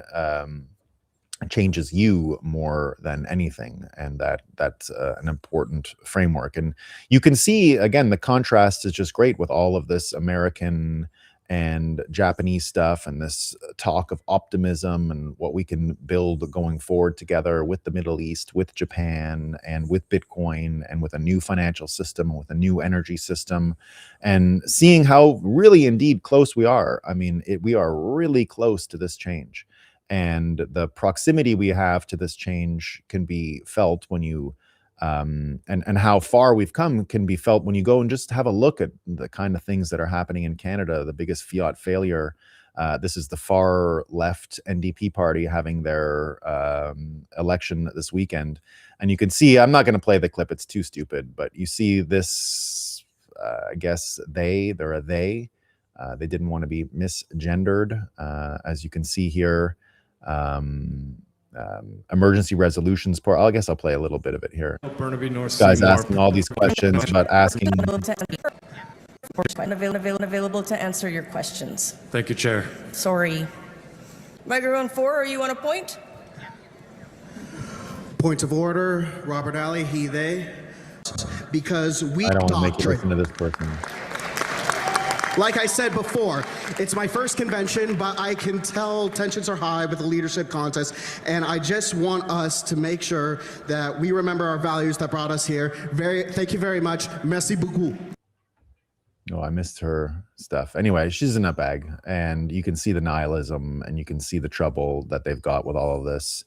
And you can see that the people who aren't able to embrace the simple changes on the old jobs and all of these new pathways that we have to success and growth and a happy life and the pursuit of happiness, that it's not going to be down this nationalize everything and have a bureaucrat in control of energy. Nothing like that's happening. We're getting rid of the edifice of the state, for lack of a better word, and replacing it with new systems and new capacities and new abilities. And here's just another great example of something we saw this weekend that looks small, but will have a lot to do with bringing people back together. And this guy Cheng Lu came up with a new formatting system for text online, and it doesn't seem like a lot. There's a bunch of videos about it, but it is absolutely insane.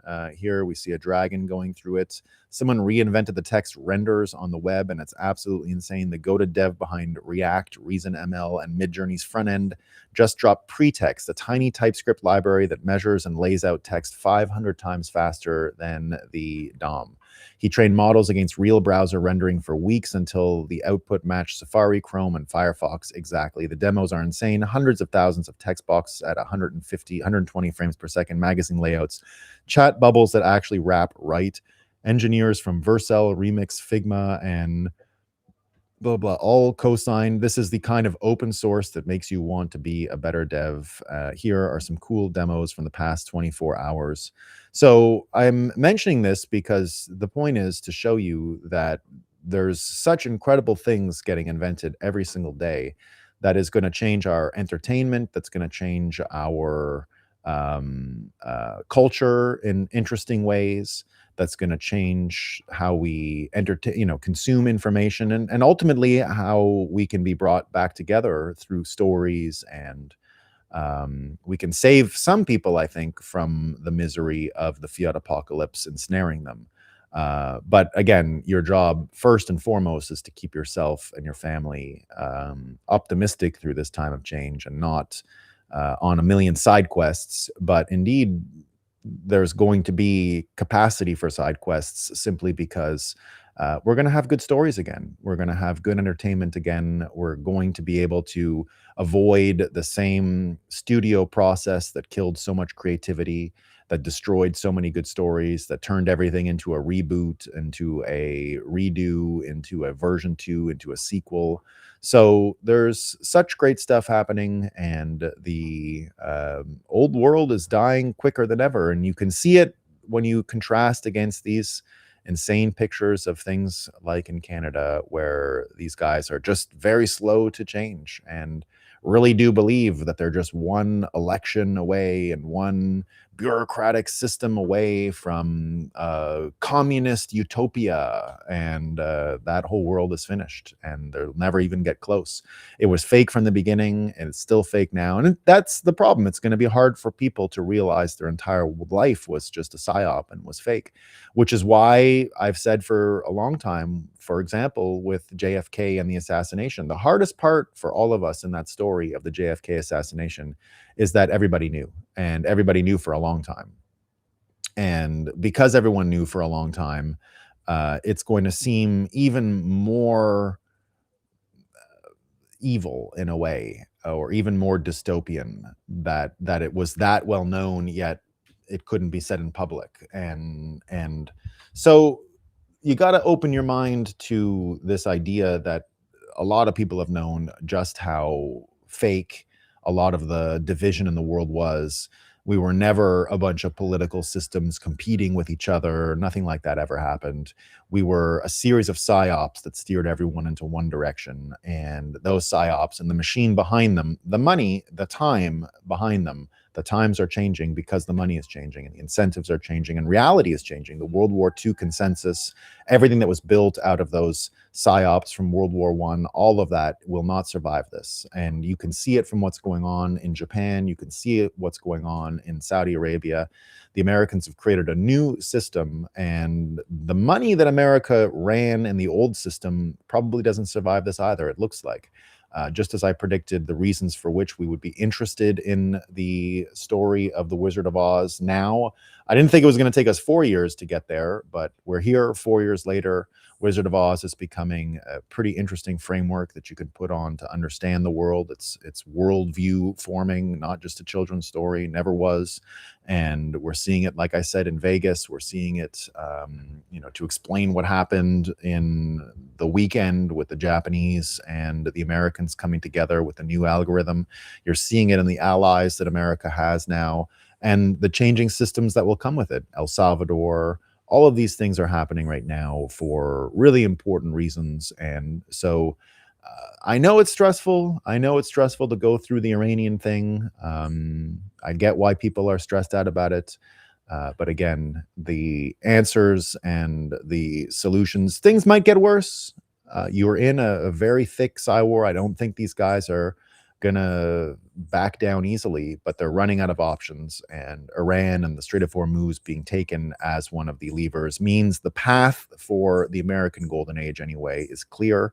And America probably less divided than others. But there you go. You are very right, Count, says John Otoro. The totality of the mindfuck psyops is a very evil thing. It sure is. It sure is. And get after it, Matrix.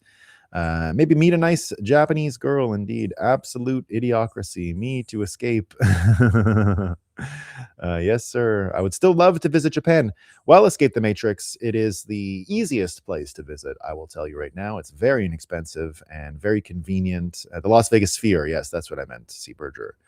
They're playing it has a theater on the inside. Yeah, LED dome lit, mostly advertising. But inside of it, they're playing, you can catch the Wizard of Oz now, and things fall from the sky and all that stuff.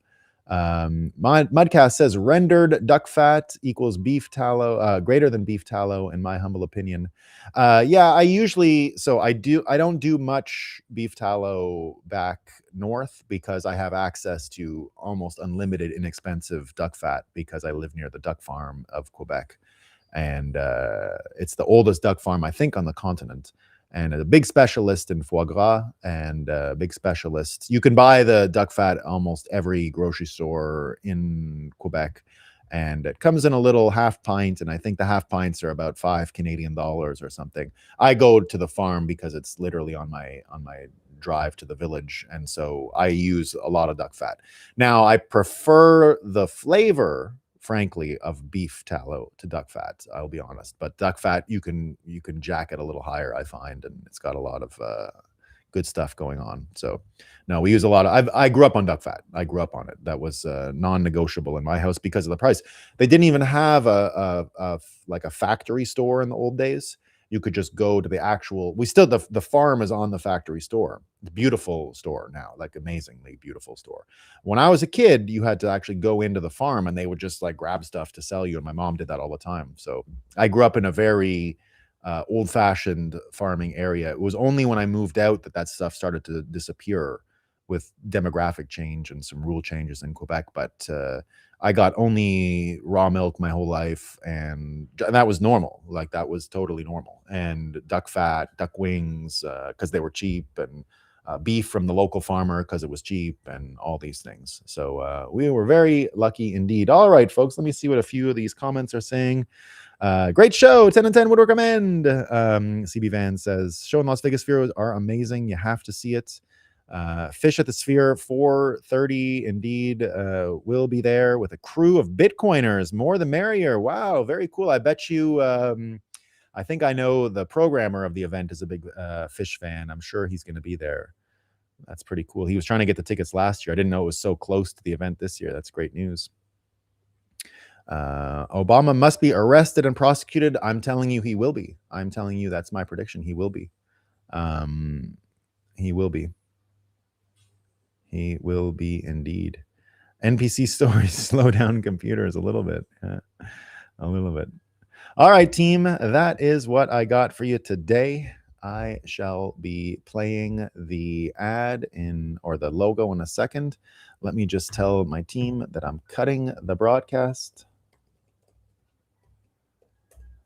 So they're ready to go with the tiller to switch over to Borja's show. Let me tell you what's going on over on the Bitcoin Report, just so you know. Find out what's going on over there here on the 30th. It's a special state of the Bitcoin markets from Borja. So special edition today. Have a look over there and you'll get a great show. Hank comes on after that. The hours for Hank are different on a Monday. So first you have Borja's show. I think you're going to like it. The oil for Bitcoin market has launched on Roxum. Big news for us. I bet you're going to hear some details on that. If I'm right about all the stuff I just described, then oil for Bitcoin is the next big win for our industry. It's how you separate money and state. It's why the entire war is being fought both in Wall Street and in energy. This is how we win, and this is what we're going to do. All right, folks, playing it, and see you later. See you tomorrow. Shortened episode tomorrow because I got to go. Bye.